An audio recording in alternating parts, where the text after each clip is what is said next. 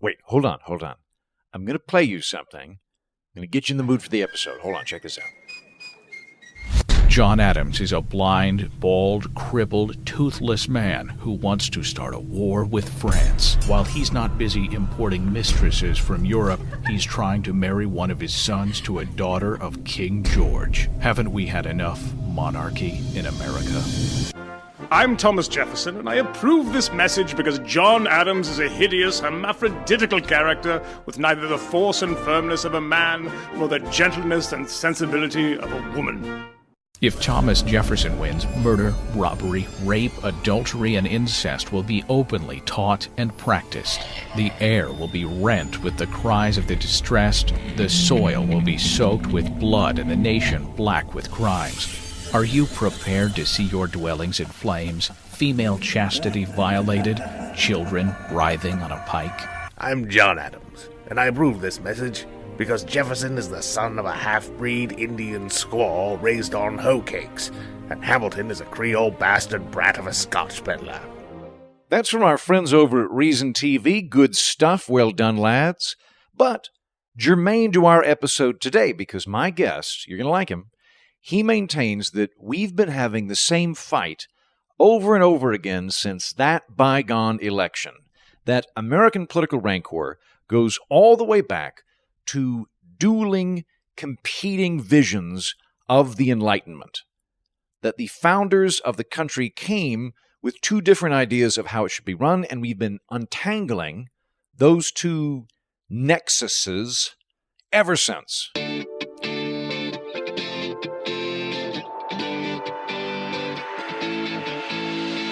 Hello and welcome to the Political Orphanage, a home for plucky misfits and problem solvers. I'm your host, Andrew Heaton. This show is made possible by the listeners who support it on Patreon, which you can do by going to patreon.com/Andrew Heaton. Today's episode is sponsored by Dutch Tequila. But first, let's get to the interview. My guest today is Mr. Seth Radwell. He is the author of American Schism, How the Two Enlightenments Hold the Secret to Healing Our Nation. And you can find that wherever books are sold. But if you want to make it easy, go to mightyheaton.com/featured. You'll see that there, as well as other books that we've discussed on the program. Mr. Radwell, good to see you. It's such a pleasure to be here with you today, Andrew. Thank you for having me. I really enjoyed your book. Thank you. I consider myself a child of the Enlightenment. I joke about, like, if I ever buy a bust, it will probably be of John Locke.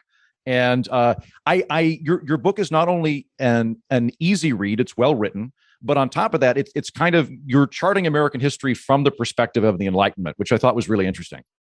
I think it's so important because one of the most amazing phenomena that led me to write the book is that it just seems at so many levels, kind of the reason and objective thinking and rationality that became prominent in the Enlightenment and really created modern society is so threatened today. Mm. That it seems like at many levels. I mean, it's collapsed in our political discourse. I think that's been obvious, but it seems like it's getting crowded out in almost every communication media that we engage in, and that's why I love, by the way, what you do and podcasts in general, because it's one of those areas where we can have a conversation that's not constrained by a soundbite or et cetera. Oh, 100%. I used to work in television, and I know a lot of really smart people in television, but I think the medium itself is restrictive. Where the last time I did like a proper panel show on a major network, I think we had a 5-minute segment with 4 people, and it was I literally have about a minute to say anything. So I'm just thinking out loud in terms of bumper stickers, and there's no ability for me to say yes, but, or I agree, however we should. Like the kind of ability to do nuance is very little, but the propensity for drama is very high. Fortunately, we can avoid that with both podcasting. And I think that your book is also good at stepping outside of what is a very common way of looking at the world of there's black hats and white hats, there's the good guy team and the bad guy team. And you sort of envision the American experience and I think the current rancor as really I don't know if I should call it a civil war, but as dueling enlightenments. Yes. as two sides of the Enlightenment movement. So, kind of walk us through what are the two Enlightenments that are part of the American context. Sure. So what the book maintains is the thesis, and I think it comes through, as you've mentioned, is that the divisions that we see today in society, the rancor and acrimony that has become dominant in our world today, is not new. And in order to understand it, you can't. One needs to do a little more digging, a little more historical tracing. And so the book was part of actually a 3-year effort to trace the history of the roots of our divisions back to our founding. And when you do that, you realize that the country's founding was a product of this incredible era called the Enlightenment, which I'm sure many of your listeners are very familiar with. But the Enlightenment, of course, has been written so much about, and it's a fascinating historical era. But it really was the beginning of many new trends that created modern society. And one of the most important and relevant for the book is what was now referred to as the social contract, as it was written of that back then, which is what's the purpose of having a society? Like, what are we doing bounding together in terms of law and order, and why do we do it?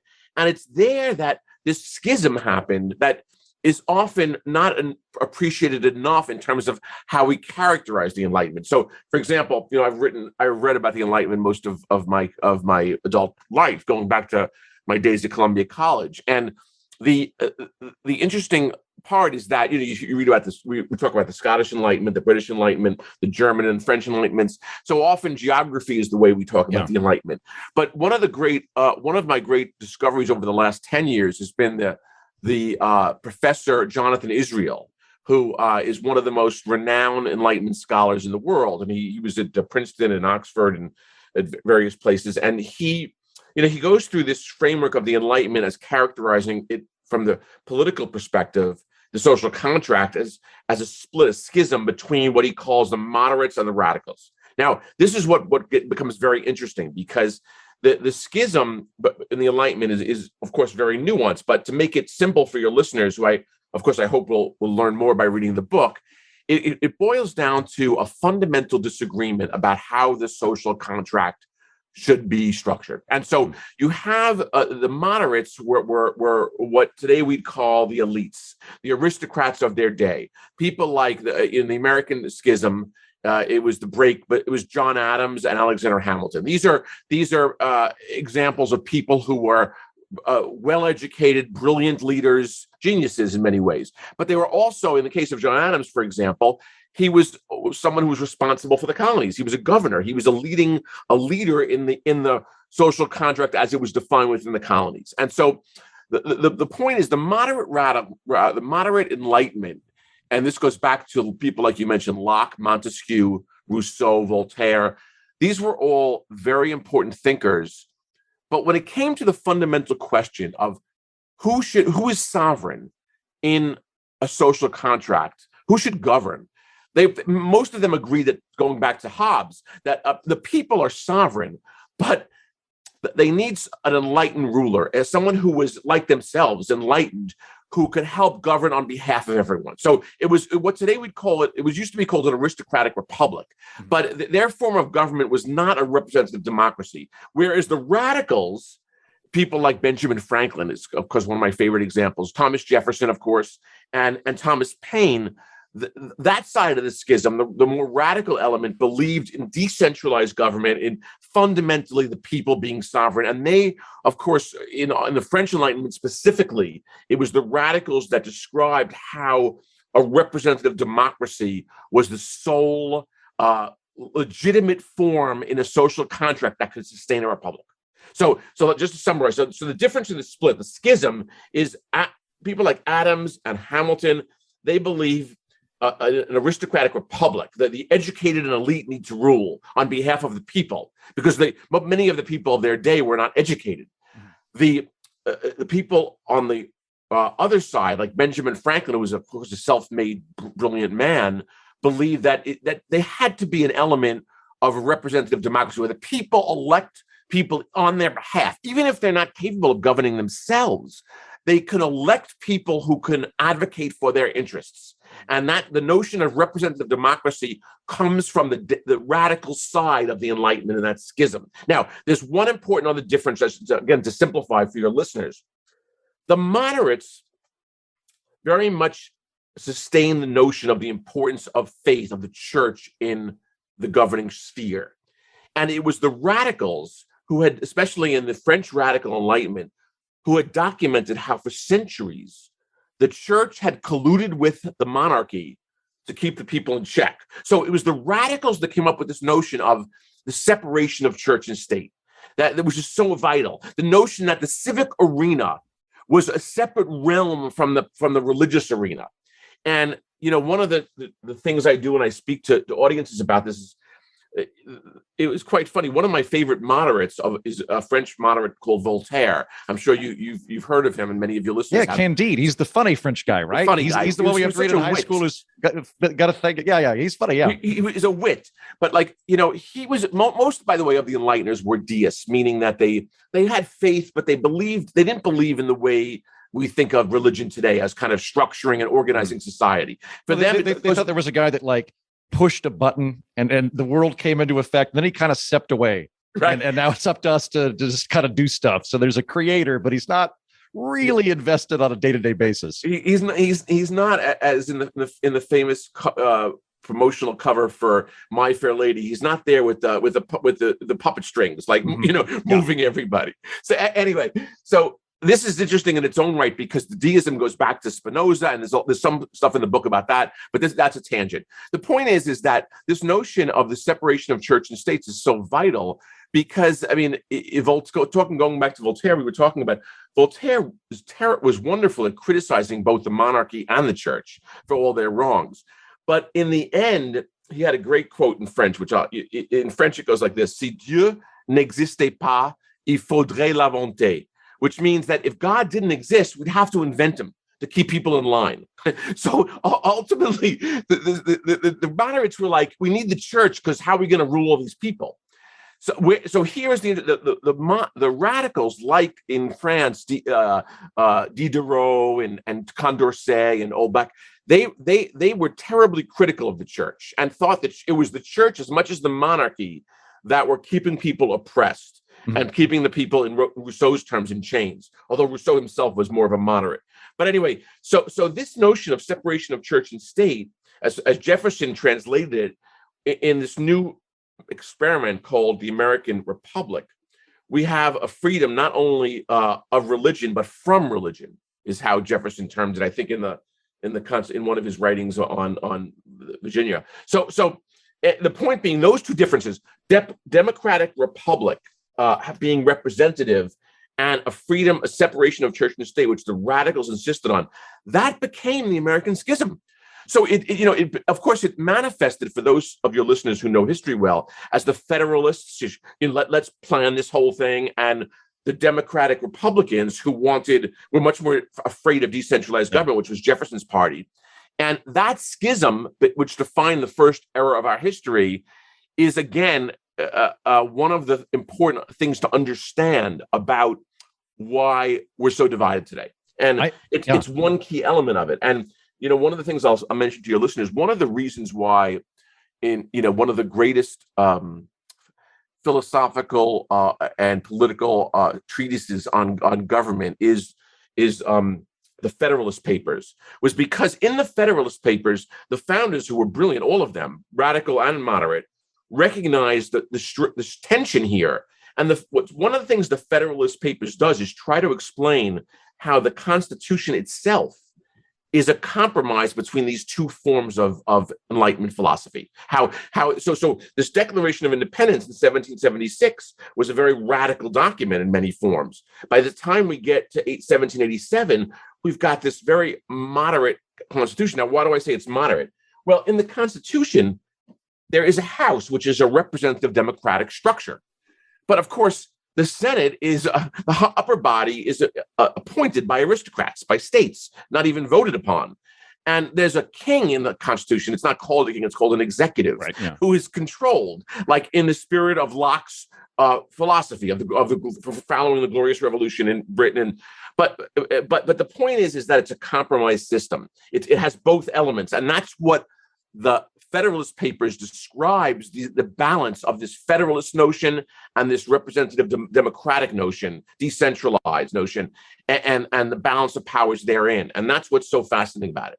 One of the side notes that I think is interesting for your listeners is that the book goes into detail about how we moved from this radical dominant mindset of 1776 to a much more moderate, like a pendulum swing, by 1787, and why that happened. And that in and of itself describes this tension between these two schisms. Right. And I think that's a wonderful point. And it's something eye-opening for people that aren't terribly familiar with early American history, because there tends to be this hagiography that we project onto the founders. And there's a lot of people that kind of their idea of the American experience is we got it right at the beginning, right, and everybody was great and patriotic and brilliant, and we've now departed from the will of the founders. From thence all of our ills come from.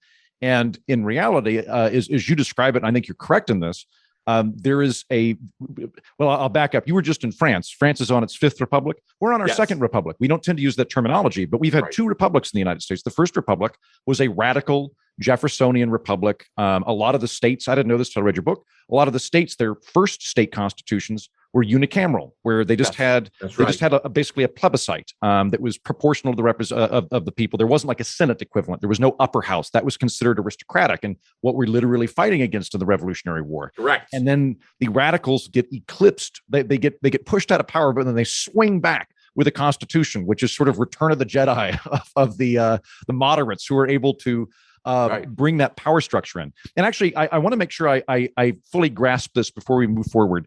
The terms you use in the book are the moderate Enlightenment and the radical Enlightenment. Just so I'm not confusing anybody, when we say moderate, we're not really making like today. When I say moderate, I mean kind of a temperamental quality, but moderate in the sense that you're using it is like incremental reform of.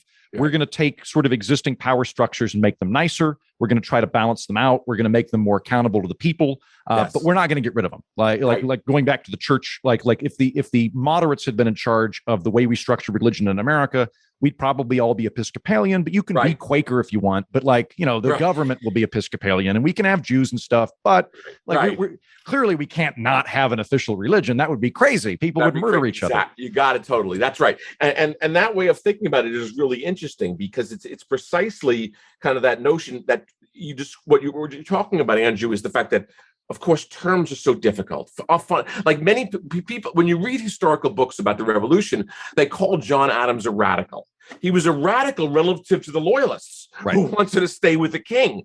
But of course, John Adams was an aristocrat. He was his philosophy, and he was very much based on Montesquieu. He was in love with the notion of the balance of power. Right. That the way to do this is to have a balance of powers, as Montesquieu so brilliantly described it. But of course, for him, it was a given that educated people needed to govern. That you couldn't have the notion of a mob. I mean, the moderates were very fearful of democracy, because for them it was associated with the mob and what happened ultimately in the French Revolution. I mean, don't forget, for your listeners, that the American Revolution, from the radical perspective, was part of this worldwide evolution that was happening as embodied in the twin revolutions of American France. That, the notion of the ancien régime, if I can use a French term, that there was a new way for modern society to work, and this was extremely empowering. I mean, people like I don't know if your listeners are familiar with the Encyclopédie, Diderot and that experiment, but the equivalent in our hemisphere would be Franklin, who was, a believer that with Enlightenment thinking and with the powers of empiricism and rationality, the gifts of the Enlightenment, of course, humanity could do incredible things, like print newspapers and create books and have a post office we could create a new world. This was a very powerful notion, but here's what happened. So we go off on this path, and then look what happens when the reign of terror. I mean, when the mob gets control, what a mess they make of everything. And that's where the moderates gain the upper hand. Like, whoa, if we're going to really govern here, we need Listen, to I'm not calling Jefferson Robespierre. All I'm asking is, are there any commonalities between Jefferson and Robespierre? Vote Federalist. Right, exactly. And that's what it's about. I mean, it's, in some ways it's wonderful to simplify. I mean, the notion of what got out of hand in the French Revolution and we avoided was precisely because we went moderate. Like some people say, if we, if we really had allowed the radical forces to go where they went in France, I mean, look what happened. So I think in many ways, the comparison in the book between the French Revolution and the American Revolution is illustrative of the power, the balance between these two forces. Mm-hmm. Okay, but if we were to flip it then to the radical side of things, so the moderate Enlightenment is like the establishment Enlightenment or the elite Enlightenment. It's the Enlightenment. They believe in social contract theory. They believe in science, rationality. There's and these are really big changes, by the way. There's like the idea of human progress is new. Like for a very long time is the idea that everything's cyclical and it just kind of sucks and try to be holy. And now we're going, well, no, we can actually build better roads and we can have growth.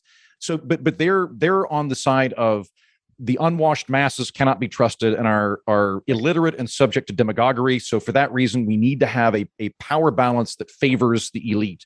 Whereas the radicals, from their perspective, they're thinking this is literally what we're fighting against in the Revolutionary Wars. We're fighting against these tendrils of feudalism that are still around, a landed aristocracy that gets to lord it over everybody, and being able to have power by virtue of birth as opposed to ability. And so, whereas the moderates are thinking in terms of balance of power, whereas the radicals are thinking in terms of like egalitarianism and devolution. They're decentralization. Rather than trying to do like, well, we'll have an executive, a legislative, and a judicial, they're thinking like, we'll have the tiniest federal government imaginable. We'll have tons of local control. And that's how we're going to try to do it. So let's put ourselves in the, for a second. We talked about why we'd be moderates given the crazy world. Let's put ourselves in the radical shoes to your question. So the radicals are thinking, okay, we just broke away from this central power that was totalitarian. What was the central power, the king, the crown doing? They were doing things like taxing us crazy. Their army was patrolling the colonies. They had them.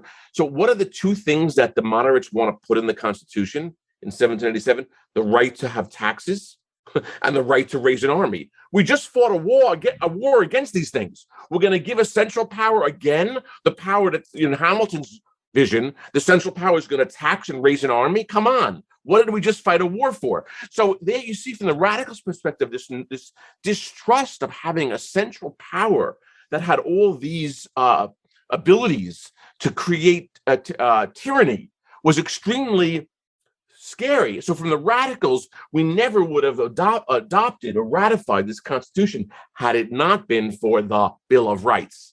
So the Bill of Rights, as for your listeners of history know, the Constitution would never have gotten adopted had it not been for the notion of, number one, reinstating the fundamental questions of the Declaration of, why we formed governments in the first place, to protect our God-given inalienable rights, and also to reserve those rights to our local jurisdiction via the 10th Amendment. So that was the compromise, if you will. That's what I was referring to before about how we got through and found a way. And of course, for lovers of history, the brilliant compromiser was Madison. Madison was able to be part of both sides of the schism, right? He was a Jeffersonian originally. He was a Democratic Republican.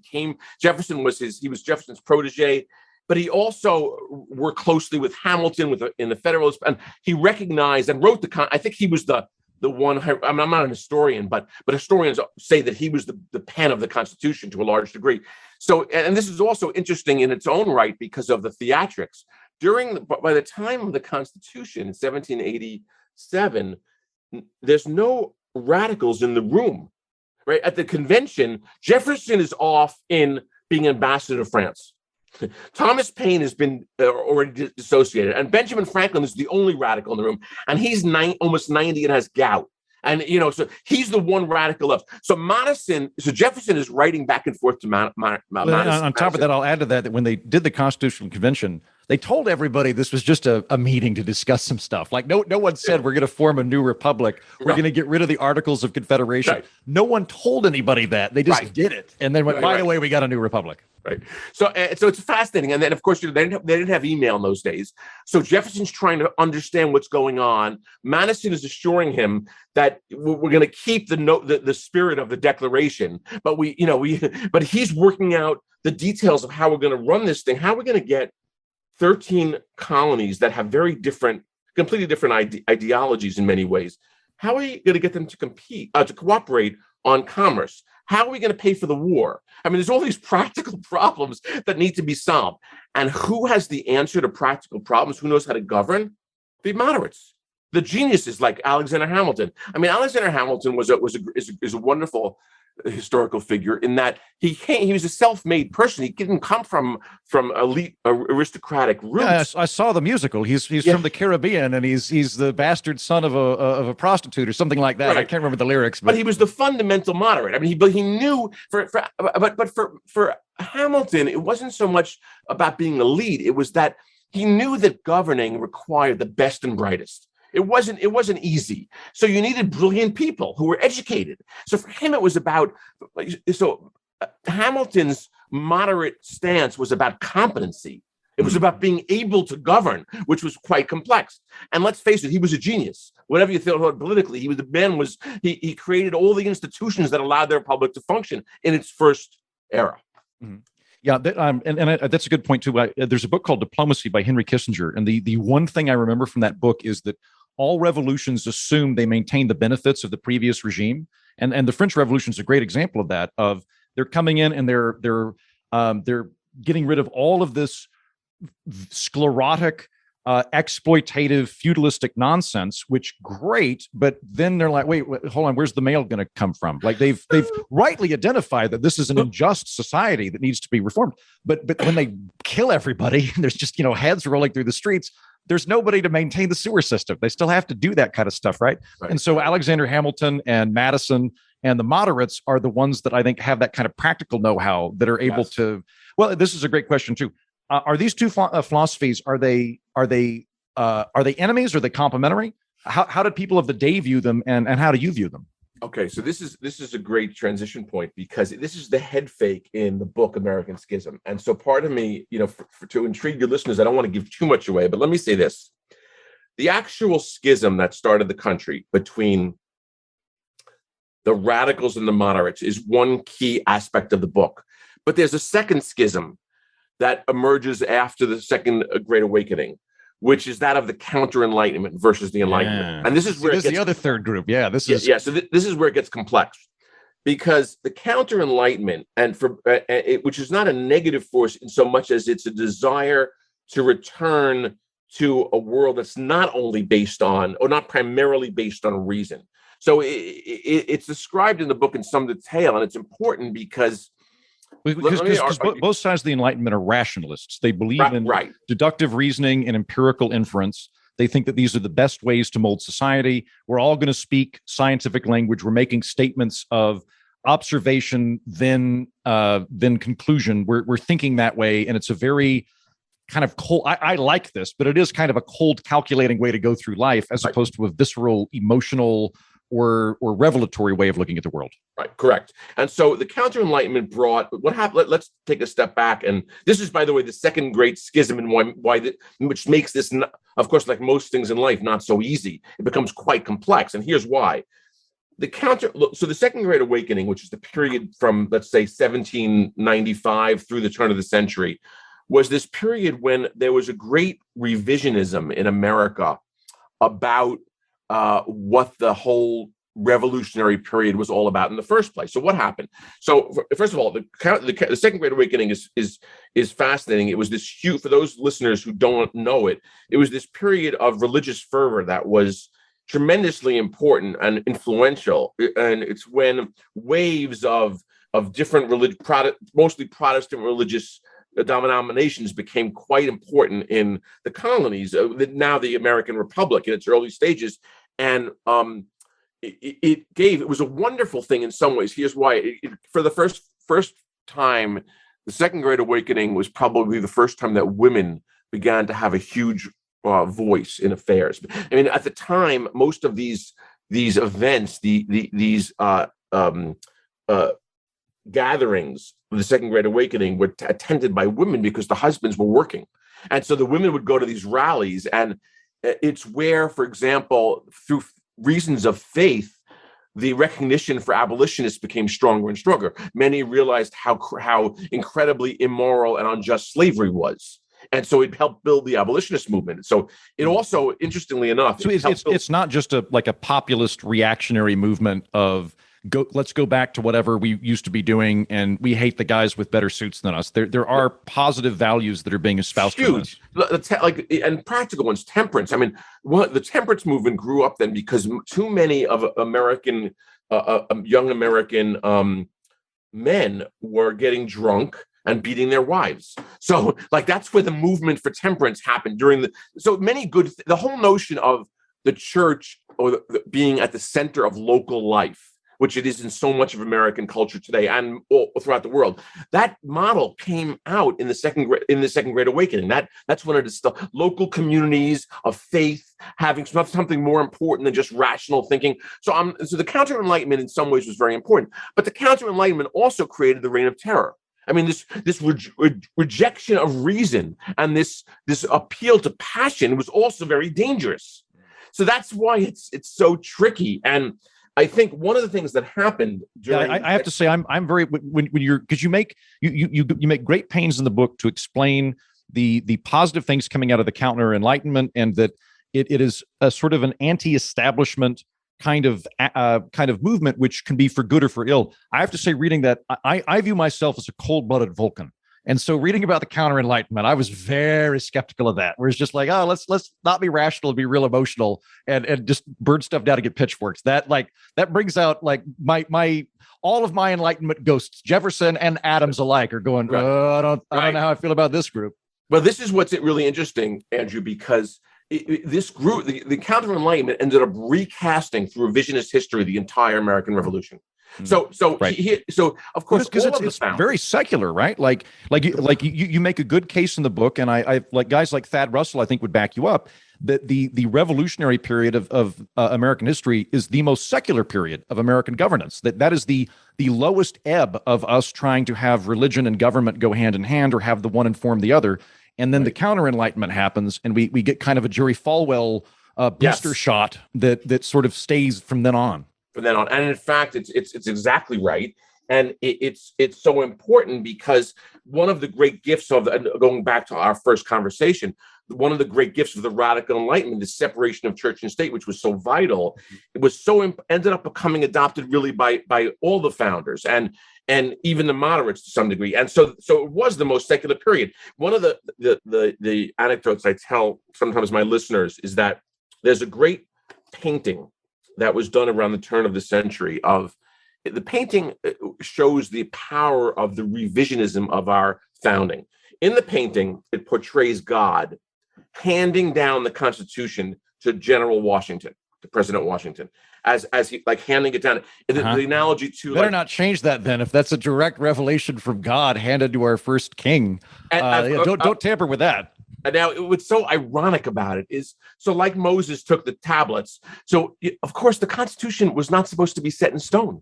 It was supposed to be modified. The whole purpose of the founders' vision of it at the convention was that it would be changed every generation. They probably Jefferson, who wasn't there, thought that it was immoral to have a constitution permanently lock in a society, because he saw that as, instead of us fighting the old aristocrats, now we're fighting dead ancestors that for some reason get to dictate what we're doing. So he thought we should just have a new constitution every generation. That's right. So the whole idea was that it was a fluid body. And the whole other ironic part of that painting to me was the whole premise in the Declaration is that governments are not top down. They're formed by bottom up, by men. So the whole notion of what government is it a top-down exercise that's handed divinely down, which of course goes back to Louis XIV, the absolute divine right of kings? Or is it something that, as the social contract theorists wrote about, that we decide to form a government a society because we want to protect our inalienable rights, etc. So that painting is so important to really think about just how much the revisionism that happened, use the term in a Jerry Fall-like way, that would happen repeatedly back and forth throughout our history. So you've got, on one hand, there's these two visions of the social contract, radical, moderate. But then you also have this notion of, like, just, are we a faith-based society that allows faith to justify, to dictate how we govern? And that's been a debate that's happened in almost every era of our history. You know, look at look, for example, you know, the book goes through many periods of our history as illustrative of these tensions, but the American evangelical church in many ways were able to use the fight against communism as a very important weapon in what would emphasize and support that the importance of faith in the American society from the 50s on. Of course, once again, it happened in the Reagan era when Jimmy Carter, who was an evangelical, let down the evangelical followers, so that there was a mass movement to the Republican Party. Anyway, so we can follow these same trends through many areas of our history. Yeah, no, that's a good point. Like the revisionism going on there. When you're asking, if you were to ask like an average school kid, when did the American experience get started? They say, well, the Mayflower, all these guys with buckles on their head that were being religiously persecuted came to America to build a shining city on a hill. But like Jamestown was there before that, and they were selling tobacco. Like it started as a tobacco selling experience. And also there's a bunch of Dutch people running around Manhattan. Like there's also, but we wanted to cast it as this religious experience. You point out in the book that the Declaration of Independence, which is very much an expression of the radical Enlightenment of Jefferson, is also just the Enlightenment in general. It is a rationalist document of if-then statements. We're going to make an observation. We're going to then have supporting facts of, you know, governments are formed for this purpose, and when they don't own up to it, we have an obligation to get rid of them. Here are our supporting examples of the British government failing to do its job. Therefore, we have to do these things. But he's making a case, and he's arguing it and filling it in, as opposed to saying, I had a vision, and Almighty God told me that George Washington should be King George I. And that we are the true Christian heirs to the British whatever. And then later on that religious element comes in, and we kind of retcon religion into the experience more directly. Right. Exactly. I mean, this is fascinating. It really leads to, you know, where ultimately the book, I think the argument in the book, which again, I don't want to give too much away, is that there's something to be, all three of these forces have something to contribute. But like Montesquieu's model, they better be balanced. Because if they're not balanced in a careful, and it goes back to the importance of balancing forces, like almost in a physical sense. If they're not balanced, we have incredible examples of when they've gotten out of hand, and we've had real pain in the country. And so the question becomes, how do we, as a very divided, rancorous nation, how do we move forward? And fundamentally, I think, while emotion and passion have always been important elements of the American discourse, my argument in the book, and I hope your listeners will take a look, is that it's gotten out of hand. That if we completely reject reason and rational thinking, we cannot have a democratic republic. Well, and it very much agree with that. And I mean, something that I regularly point out on the show is like, I've been wrong about a lot of things in my life, demonstrably. I assume I'm wrong about, I think about a quarter of the stuff I currently believe is wrong. I just don't know which bit. And it's getting harder as I get older because I'm now more emotionally invested in all the stuff I think. But I need to have people I disagree with, and I view them as complementary because they're at the very least, they're making my arguments smarter because I'm going to dump stupid arguments in favor of stuff I believe. So there's an edifying effect by engaging with people that you disagree with. But also sometimes I am flat out wrong, and I need to have people point that out to me so that I can course correct. And if I navigated with the idea that everybody I disagree with wants to destroy America for fun and profit, and that they are evil and the only way to move forward politically is to defeat the bad guy forever, then I'm now closed off to all of that. And I live in an echo chamber, and I'm going to have feedback loops, and I'm going to be reacting rather than thinking. So I think you're very much right about that.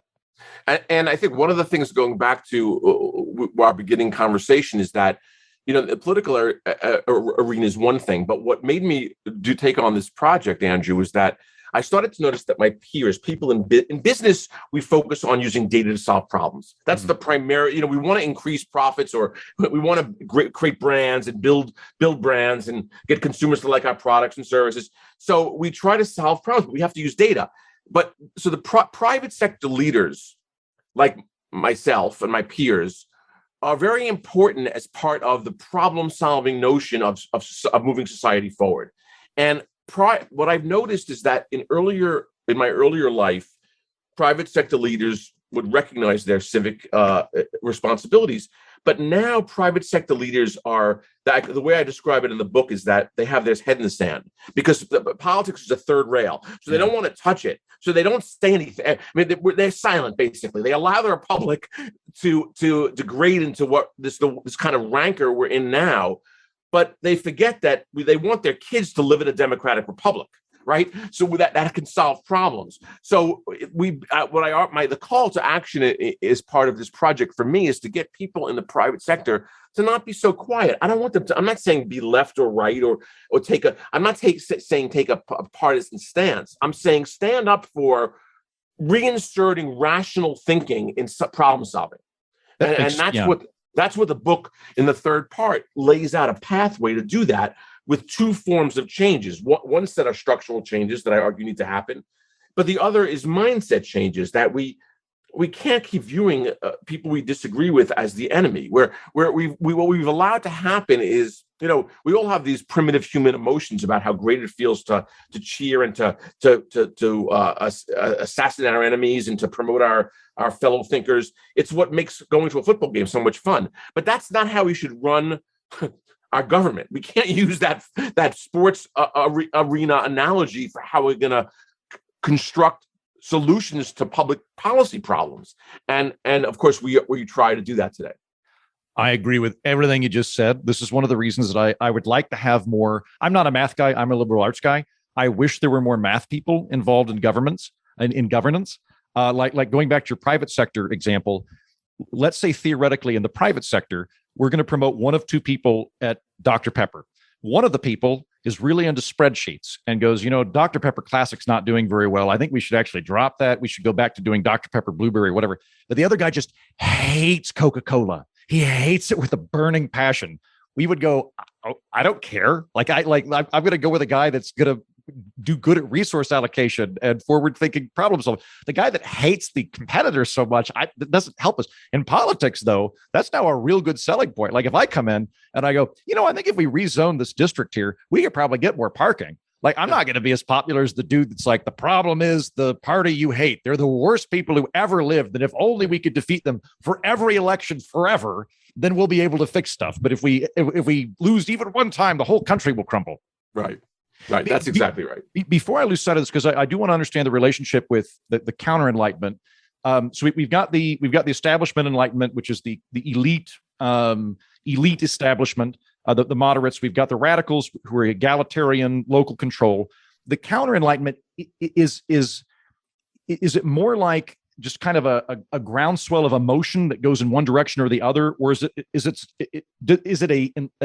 an ethos? Is it a philosophy, or is it just a reaction that goes one of two directions? Yeah, I think it's a great question. The way I frame it in the book, and it's the analogy is that the moderate and radical forces are like a pendulum, swinging back and forth between these ways of governing, and then the counter Enlightenment is almost like it's what's in the ether. It's what overlays the whole balance and ends up being used in various ways. And one of the ways to see that is how, one could argue that in many ways the counter Enlightenment, a faith-based movement that has pushed and or has fought for the ideals of egalitarianism, like Martin Luther King in the 60s, one could argue was a very powerful counter-Enlightenment force that ultimately was consistent with many of the egalitarian goals of the radicals. Okay. On the other hand, one could also see when the counter-Enlightenment ended up becoming much more advocating a top-down government solution of the moderates. So the counter-enlightenment can affect this in different ways. There's no predictable way to like. And by the way, it's almost like we're talking about, rather than direction, we're talking about velocity. Velocity, and also this is a lot of power and oomph, but it may go in a good direction, it may go in a bad direction. It's not inherently good or bad. It's just a lot of passion directed in a particular way. And it needs to, and to my view, it's about when the counter-enlightenment, it's like the notion of, is populism a good thing or a bad thing? We can, in Jacksonian can I tell you my theory? I think you want 10% populism. Like I was on the Hill when there was a big populist upswell. I didn't like it. I didn't care for it. I have that Vulcan distrust of passion and loudness in the streets. I don't even like football games. I don't have it, right. But at the same time, I recognize that when you need to have some level of populism just to keep everybody honest, because if you don't have some pressure, then what happens is institutions will become insular and self-serving, and you'll get the priests that are doing bad things and we'll take care of them. We don't need to worry about that. Or you get the senators doing backroom smoky deals for their benefit rather than the benefit of the constituency. You need to have some groundswell force. But I kind of view it as like, I want to keep it to the minimum to keep people honest. I don't want it running the show. Well, I think that's an interesting analogy, because one of the points that I make in the book is that, the rage that ended up getting expressed and coming to the forefront so powerfully over the last few years. In the book, it's analyzed where that comes from and how it built since really going back to the Nixon era. But that one of the major forces was that governments are supposed to solve people's problems, and when they don't, it gives rise to populist emotion that wants to understand why government fails them. And we're very much in an era now where the populist energy that's found across the globe right now is very much driven, in my view, largely because of the failure of Republican governments of different stripes to solve the needs of its people. And one of the greatest examples of that probably is from the 2008 and 9 financial crisis. So if you think about it in a way, and I know we don't have too much time, but I'll just say that in the financial crisis, the masses watched as the elites who were supposed to be governing for themselves made the world almost collapse financially, and then got away hand-free. Then they let themselves off the hook. Mm-hmm. So I mean, I think that one of the great drivers of this current wave of populism that we see in 2016 to 2022 now, let's say these last 10 years, is a repercussion of the fact that we watched as all these cronies almost ruin the country, and then no one went to jail. Yeah, I agree with that, and I'll add to that. Like I used to kind of snicker at like permanent gridlock or ability to do things, because I was like, the government's bad, and it's good that they're not getting anything done. They'll just take more. And now I'm going, that could only work for so long before the mass amount of voters go, democracy is a sham. Let's just have a real strong guy come in and smash some heads in. Like you can't, if you have it a non-functional for too long, then people start to view it as the sclerotic, useless parliamentary slag that's a bunch of lies. And really what you need is just a guy that you like to come in and stir things up. Final question for you, Seth. In reading your book, I was struck by, I think, both the Republican and Democratic parties today would both claim to be the heirs of Jefferson. And I would like to get your opinion on this, because you make a case on one side saying that the Democrats would view themselves as the heirs of Jefferson because they are, I'm saying this is how both sides view themselves, not how the other side views them. But the Democrats would say, we're the party of the working man. We're standing up to rich people. We're trying to have progressive income taxes and also have campaign finance reform to limit the influence of money in politics. That means we're the little guy fighting the big guy. Whereas the Republicans, I think, would go, we're the Jeffersonians because we're for states' rights and local control, and we don't want a technocracy. And the Democrats are the ones that want to have an unelected elite run everybody's lives for them. So am I right in thinking both groups think like are absolutely okay? And it's evolved. I mean, the latest. The swing, again, these pendulum swings, in the latest incarnation, it was the Democratic Party that became the elites, the moneyed elites on both coasts, the kind of the liberal America that wants to technically problem solve for good reason, for the same reasons we discussed before. You wouldn't want just anybody doing heart surgery on you. You want someone who's competent. That's become the kind of the liberal elite Democratic party, but it used to be much more about the working man when unions were important. So it's shifted over time. So absolutely, both parties. I mean, Jefferson is so fascinating in that presidents of both over our history of both parties have claimed the mantle, whether it was Roosevelt or Reagan or etc. So, I mean, No one ever claims to be, I'm the next John Adams. Everybody's the Jeffersonian. Everybody likes because that's Jefferson the idealist. model. That's the right. John Adams and Hamilton are the problem solvers. They were, if any, like one could argue that like Jimmy Carter was a problem. He was a detailed guy. He's a nuclear engineer. He's a numbers guy. We don't always have like as a problem solver myself, I think we get short shrift. We're not the ideologues, but sometimes it's a balance.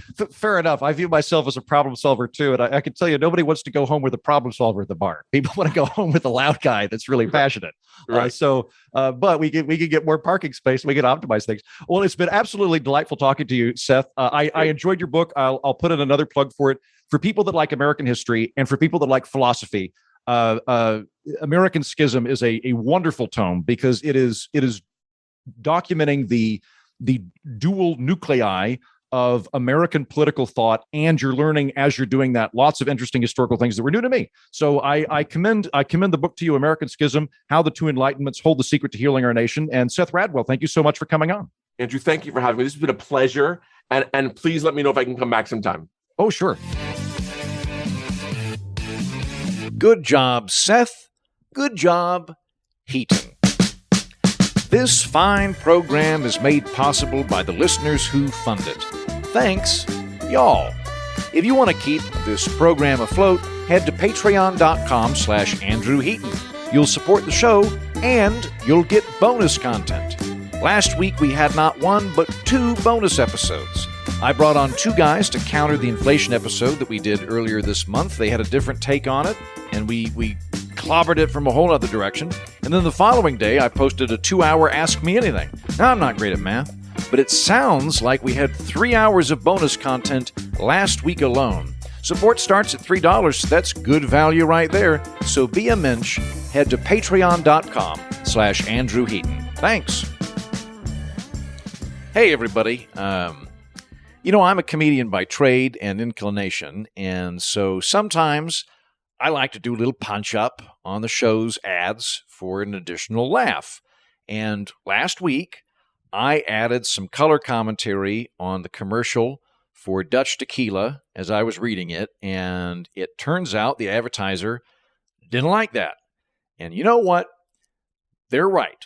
That was unprofessional of me. I apologize to this month's show sponsor, Dutch Tequila, and I appreciate them giving me the opportunity to right this wrong and work together. So this week, all I'm going to say is Dutch Tequila is a great product, and proud to have them as a sponsor, and I am going to read their ad copy given to me verbatim with no modifications or color commentary whatsoever. This is from the good folks over at Dutch Tequila. Thanks, Dutch Tequila.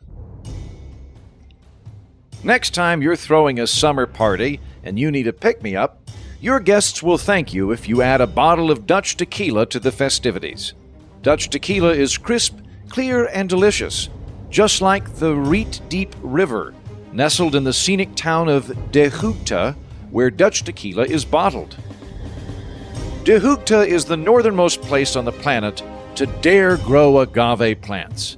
Who but the Dutch would laugh in the face of latitude lines and the whims of light itself by growing cactus in the vestibule of the Arctic? When you drink Dutch Tequila, you are not just tasting delicious distilled spirits, you are supping the defiance of a nation which has gazed unblinking into the eyes of fate and spat.